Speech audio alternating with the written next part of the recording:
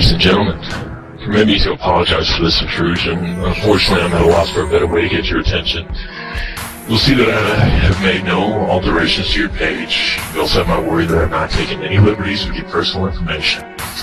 And if you dislike this message, you're always free to delete it. I think that you will see that I have no malicious intentions. To the contrary, I'm trying to help you. I hope this is of some consolation, and I hope that you will forgive me.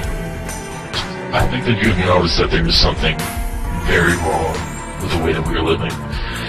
Something that goes to the very source of our worldview is deeply flawed.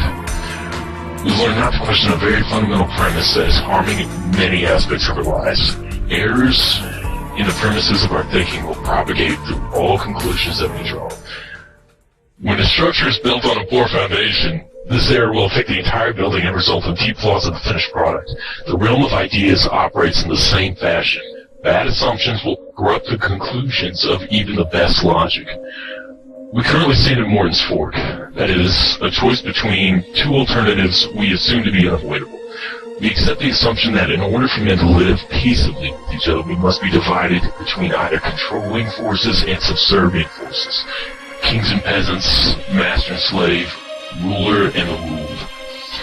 Although we do not have a king in name today, the situation has scarcely changed. In this country, founders hoped to create a society of free men. Instead of a true revolution, we've had a sort of coup of the head of state. The king has been replaced by this vague idea of the collective, the popular vote, the state. The end result is a faceless government with the voice of only the most influential. The existence of this power relationship is a foregone conclusion. Control is assumed to be essential. We've looked so long at the Hobbesian myth that we have made ourselves blind to the alternative. We can scarcely imagine a life without a master above us. As a result of our flawed premises, neither the slaves or the masters are really free. The course of their lives are determined by the system that they will not deny. The ancient city-state of Sparta is a good example. Sparta's food was produced by the Helots, groups of people whom the Spartans had subjugated. Sparta's livelihood was dependent upon the food grown by its slaves. That's why all Spartan men were trained from childhood to be soldiers. The Spartan army had to be prepared to suppress a slave revolt at any time. Neither the Spartans nor the Helots were truly free. The Helots spent their lives working for the Spartans, and the Spartans had to spend their lives fighting rebellious Helots. A Spartan was not free to choose to pursue other professions, such as blacksmithing, farming, or philosophy. If he did not fight, his slaves would rebel, and the social order would be undone. If this status quo comes at such great cost to its servants, then why do we not cast it off? The answer is in the second result of a master-slave society: violence. Every law and dictate comes with a whisper of a death threat.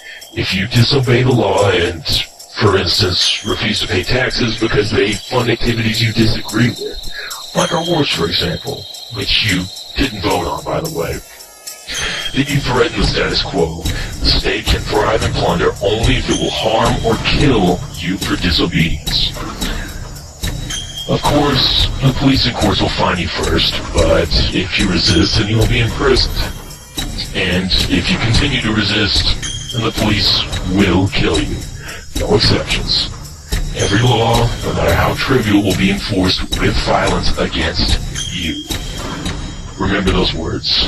Against me. A government that operates through coercive force is also pointing its guns at you every single day. Violence and the threat of violence is the only way this system can be maintained. After all, how else can you enforce slavery? Police don't arm themselves with kind words and flowers. In this country, even talking about resisting the force of government is met with imprisonment or murder. The precedent has already been set. American citizens accused of terrorism, and they don't just mean Muslims, can be indefinitely tortured and killed.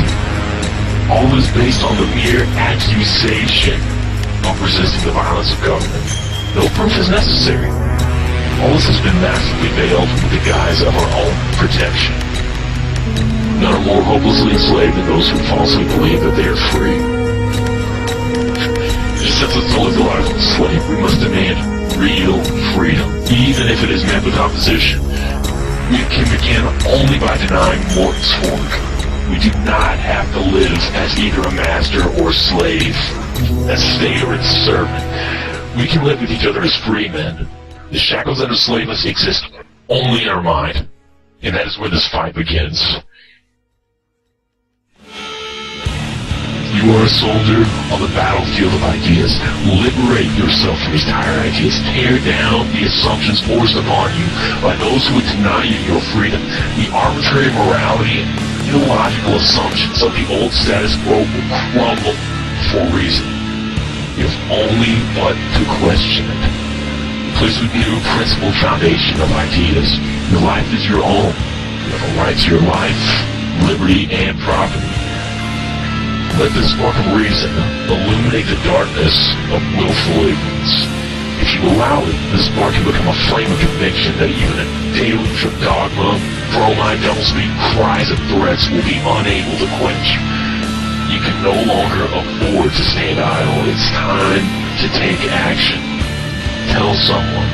Put your ideas in writing. Make yourself heard. I can't tell you what to do next, and that would completely defeat the purpose. But for your own sake, do something. We cannot wait for somebody else to save us, and this battle becomes more difficult with every minute that we waste.